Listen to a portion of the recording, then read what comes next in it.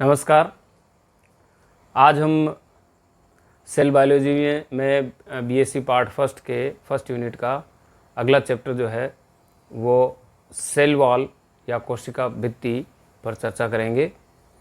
जैसा कि हम पहले के जितने भी लेक्चर है उसमें हमने सेल्स के बारे में पढ़ा, प्रोकैरियोटिक सेल, यूकैरियोटिक सेल, उनकी स्ट्रक्चर, उनमें डिफरेंस, प्लाज्मा मेम्ब्रेन के बारे में।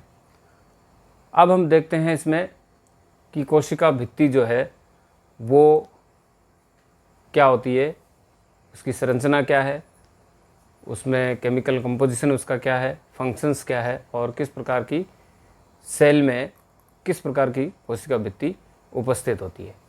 तो आइए अब हम चर्चा करते हैं सेल वॉल पे। सबसे पहले यदि हम सेल वॉल के बारे में देखें तो सेल के बारे में सबसे पहले डिस्कवर जो हुआ था वो रॉबर्ट हुक ने किया था। तो उन्होंने कॉर्क सेल जो कि मृत सेल थी उन्हीं को डिस्कवर किया था और उनमें एक खाली प्रकोष्ठ थे और जिसको सेलुला नाम दिया था। तो वही एक्चुअल में डेड सेल की सेल वॉल थी। तो सेल वॉल का डिस्कवर भी रॉबर्ट हुक को ही जाता है उसका क्रेडिट। और ये एक्चुअल में एक नॉन लिविंग बाउंड्री है सेल की और सेल मेम्ब्रेन के बाहर की तरफ ये स्थित होती है। ये काफ़ी टफ होती है, ट्रांसपेरेंट होती है और परमिएबल होती है, पारगम्य होती है पूरी तरह से कि वो कोई भी आयन सॉल्यूट उसके आर पार आ जा सकता है, फ्लेक्सिबल होती है और साथ में ही ये रिजिड नेचर की होती है। इसकी यदि थिकनेस की बात करें तो ये 0.2 माइक्रोमीटर थिक होती है। इनिशियली ये सॉफ्ट होती है, थिन होती है और देन धीरे धीरे जो जो ये परिपक्व होती है तो इसमें ये चेंजेस होते हैं, केमिकल कंपोजिशन और उसकी स्ट्रक्चर में चेंजेस होते हैं, देन ये रिजिड होती जाती है। ये सेल वॉल जो है ये प्रोकैरियोटिक और यूकैरियोटिक दोनों प्रकार की कोशिकाओं में पाई जाती है। अब सेल वॉल के क्या कौन कौन से भाग होते हैं, पार्ट्स क्या है उसके, parts of the cell wall. तो सबसे पहले हम देखते हैं मिडिल लेमिला या मिडिल लेयर।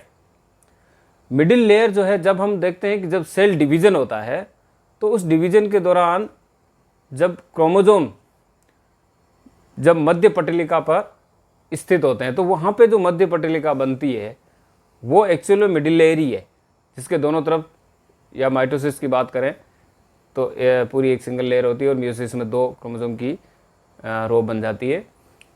यह मिडिल लेयर जो है ये कैल्शियम और मैग्नीशियम के पेक्टेट और फ्रेगमोप्लास्ट से मिलकर के बनी होती है, ये हम जानते हैं। तो एक्चुअल में ये लेयर जो बनती है ये सबसे आउटर मोस्ट लेयर होती है सेल की। तो 2 कोशिकाओं के बीच में उस समय सेल डिवीजन के दौरान बनती है और इसमें जो ऑर्गेनेल्स भाग लेते हैं जैसे गोल्जी कॉम्प्लेक्स, वेसाइकल्स और ईआर के ये पार्ट्स जो होते हैं, फ्रेगमोप्लास्ट वगैरह, ये मिल करके इसमें भाग लेते हैं। जैसा कि हमने अभी बताया कि कैल्शियम और मैग्नीशियम के पेक्टेट जो होते हैं वो भाग लेते हैं, इसमें ये प्रेजेंट होते हैं। और इसका जो मुख्य काम जो है वो कि 2 कोशिकाओं के बीच में जो कनेक्शंस होते हैं जिसको प्लाज्मा डेस्मेटा कहते हैं, उसका भी फॉर्मेशन जो है वो इस मिडिल लेयर में उपस्थित होता है। और इसमें चूँकि पेक्टिन जो है वो मुख्य रूप से पाया जाता है, देन ये कैल्शियम पेक्टेट जो होते हैं वो उपस्थित होते हैं। तो ये मिडिल लेयर जो है, मिडिल लेमिला, ये एक्चुअल में एक सेल की सबसे आउटर मोस्ट लेयर है और यदि सेल डिवीजन होता है तो दोनों के बीच में इनिशियली सबसे पहले बनने वाली जो है वो लेयर है वो मिडिल लेयर है। अब जो है इसके अंदर की तरफ, यदि सेल की तरफ से देखें न्यूक्लियस की तरफ, तो इसके मिडिल लेमिला के अंदर की तरफ जो है ये प्राइमरी वॉल जो है वो बनती है। तो प्राइमरी वॉल जो है ये पतली होती है और इसमें एक्सटेंशन की एबिलिटी होती है फैलने की, और ये एक्चुअल में सेल्यूलोज, हेमीसेल्यूलोज और पेक्टिन से मिलकर बनी होती है। इसका एक लूज कनेक्शन होता है, जैसा कि हम डायग्राम में देख सकते हैं। मिडिल लेमिला जो है ये एक पट्टिका के रूप में हमें दिखाई दे रही है, जो ग्रीन पट्टिका के रूप में, और उसके नीचे यदि हम देखते हैं तो प्राइमरी वॉल होती है। तो प्राइमरी वॉल सबसे पहले बनने वाली, मिडिल लेमिला के बाद में डिपोजिशन जो होता है वो सेल्यूलोज, हेमीसेल्यूलोज और पेक्टिन का होता है और उससे बनने वाली पहली लेयर होती है। और अधिकतर प्लांट्स जो होते हैं उनमें प्राइमरी सेल वॉल पाई जाती है। अब हम बात करते हैं इसमें सेकेंडरी वॉल की, द्वितीयक कोशिका भित्ति की। तो यह जो होती है ये प्राइमरी सेल वॉल और सेल मेम्ब्रेन इन दोनों के बीच में होती है। तो कहने का मतलब प्राइमरी वॉल जो होती है उसके ऊपर डिपोजिशन होता है और ये बनती है सेकेंडरी सेल वॉल। और प्राइमरी सेल वॉल जो होती है वो थिक होती है, थिन होती है, और ये होती है थिक, थोड़ी मोटी होती है। और इसमें भी एक जो एक्सटेंशन की एबिलिटी जो होती है वो भी बहुत ज़्यादा होती है। यह सेल्यूलोज, हेमीसेल्यूलोज और लिग्निन और सुबिरिन के निक्षेपण से बनती है। इसमें निक्षेपण जो होता है जिसमें लिग्निन और सुबिरिन होता है, पेक्टिन नहीं होता। एक चीज़ और बता दें कि प्राइमरी और सेकेंडरी जो वॉल होती है इन दोनों में आप डिफरेंस नहीं कर सकते। हम ये पता नहीं चलता है कि कौन सी है, लेकिन इनकी ऑन्टोजेनी के आधार पर ही हम पता लगा सकते हैं कि प्राइमरी कौन सी है और सेकेंडरी कौन सी है। तो मिडिल लेविला के जस्ट बाहर की तरफ जो होती है न्यूली बनी हुई सेल जो होती है वो थिन होती है, वो प्राइमरी वॉल होती है। और इसके बाहर की तरफ जो लगी रहती है वो होती है मोटी लेयर होती है, और ये थिक लेयर होती है। तो यदि रेड एल्गा में हम बात करें, उसमें यदि देखते हैं तो उसकी जो वॉल होती है उसको 3 लेयर में डिवाइड करते हैं। तो S2 लेयर सबसे बड़ी, S1, S2, S3। तो S2 जो होती है वो सबसे बड़ी होती है, तो वो हम देखते हैं कि वो सेकेंडरी वॉल होती है। और इसमें जो पिट जो होते हैं, पिट का फॉर्मेशन होता है जो 2 सेल्स के बीच में कनेक्टेड होते हैं, फील्ड बनते हैं और दोनों सेल के साइटोप्लाज्म को आपस में जोड़ने का काम करते हैं। और इसमें ट्राइलेमिनर ऐसे फाइबर्स होते हैं 3 लेयर्ड, और जिसमें बाहर के, मिडिल और इनर, जैसा हम S1, S2, S3 की कहते हैं, और S2 जो मिडिल होता है वो काफ़ी मोटी लेयर होती है। तो ये सेकेंडरी जो है वो सेल वॉल होती है।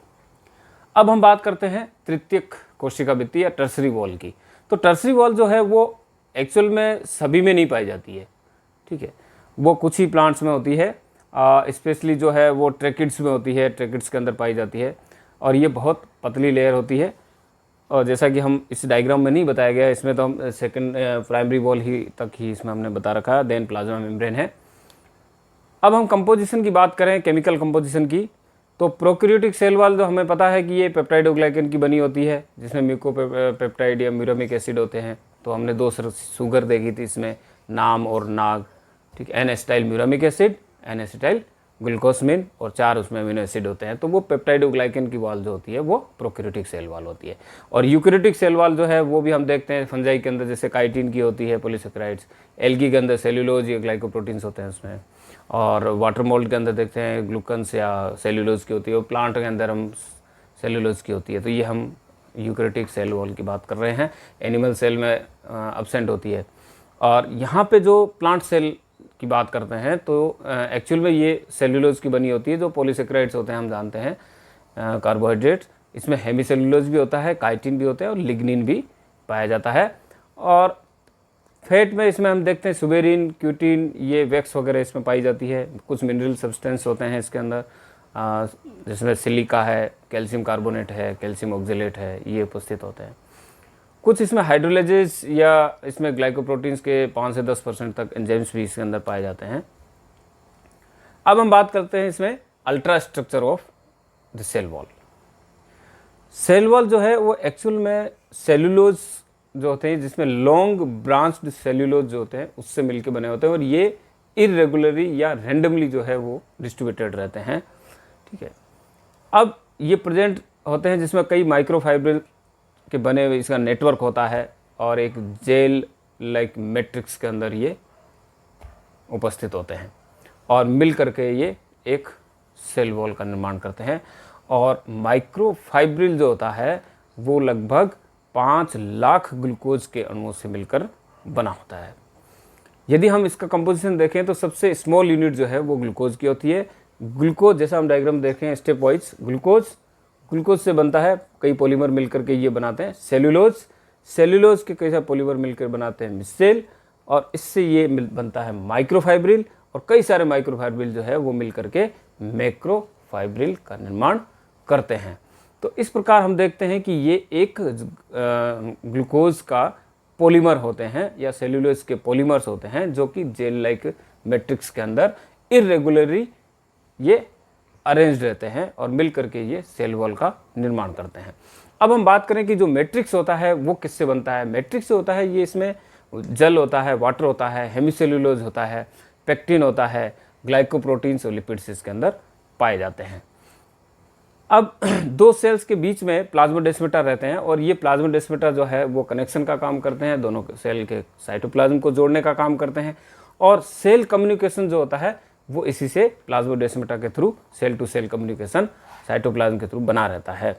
तो एक प्लाज्मोडेस्माटा एक्चुअल में एक बहुत ही महीन साइटोप्लाज्मिक स्ट्रैंड होते हैं और ये स्ट्रैंड जो है प्लाज्मोडेस्माटा कहलाते हैं।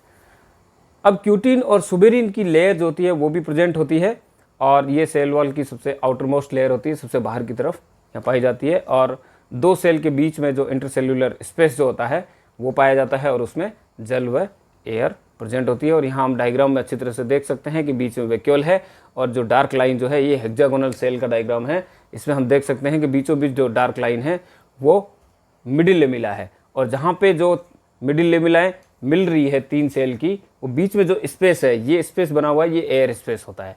तो ये बीच में स्पेस जो बनता है ये एयर स्पेस होता है, और इस प्रकार उसके बाहर की तरफ जो है प्राइमरी सेल वॉल होता है, और प्राइमरी सेल वॉल और प्लाज्मोडेस्माटा बीच में बने हुए हैं। अब हम इसमें अंतिम में हम इस पर चर्चा करते हैं फंक्शंस क्या है, इन सेल वॉल के कार्य क्या है। सबसे मुख्य काम जो है कि ये एक सेल वॉल उस ऑर्गेनिज्म को, प्लांट को मैकेनिकल स्ट्रेंथ और सपोर्ट प्रदान करता है। दूसरा, इसमें control the direction of growth, cell growth को डायरेक्शन को कंट्रोल करता है। प्रोटेक्ट सेल, सेल को प्रोटेक्ट करता है किसके अगेंस्ट? पानी के हानि से, loss of water, excessive heat से, बाहर से कोई भी यदि फॉरेन पार्टिकल्स आते हैं उसके अटैक से उसको बचाने का काम करते हैं, जैसे प्लांट वायरस या अदर पैथोजेंस होते हैं उससे। इसके अतिरिक्त जो काम है वो है रिजिडिटी ऑफ द सेल। तो रिजिडिटी ये भी इसका एक फंक्शन है सेल वॉल का, जिसकी वजह से ही सेल को ये रिजिडिटी प्रदान करते हैं। साथ ही इसमें provide porous medium for circulation of water, water के साथ साथ मिनरल्स भी हैं, न्यूट्रिएंट्स है, दो सेल टू सेल आपस में स्थानांतरित करने का काम जो सेल के थ्रू, क्योंकि सेल वॉल जो होती है वो पूरी तरह से पारगम्य होती है। सेल मेम्ब्रेन जो है वो पूर्ण पारगम्य नहीं होती, वो सेमी परमेबल और सेलेक्टिव परमेबल होती है। साथ ही मैकेनिकल इंजरी जो होती है उससे भी प्रोटेक्शन का काम जो है वो सेल वॉल करती है। इसके साथ में क्यूटिन के और सुबेरिन जो है उनके प्रेजेंट होने से ये वाटर के लॉस होने से बचाने का काम करते हैं। और इसके साथ साथ सेल वॉल के अंदर पिट उपस्थित होते हैं जो कि सिम्प्लास्ट जो है रीजन इसके अंदर होता है, और इसके थ्रू ये किसी भी मिनरल से या वाटर का जो है वो ट्रांसपोर्टेशन जो होता है वो सिम्प्लास्टिक ट्रांसपोर्टेशन भी होता है इसके साथ साथ, और प्रोटोप्लाज्म जितने भी होते हैं उसको कंटिन्यूस बनाए रखने का भी कार्य करते हैं। तो ये जो था ये अब तक का हमने सेल वॉल के बारे में पढ़ा, और ये सेल वॉल जो है और स्पेशली प्लांट के अंदर यदि हम देखते हैं उसकी स्ट्रक्चर को देखते हैं, उसकी ग्रोथ को देखते हैं, तो सेल वॉल के बारे में आज हमने चर्चा की। अब आपको ये यदि वीडियो अच्छा लगा हो तो आप लाइक्स कीजिएगा, इसको शेयर कीजिएगा और चैनल को सब्सक्राइब कीजिए। Thank you very much.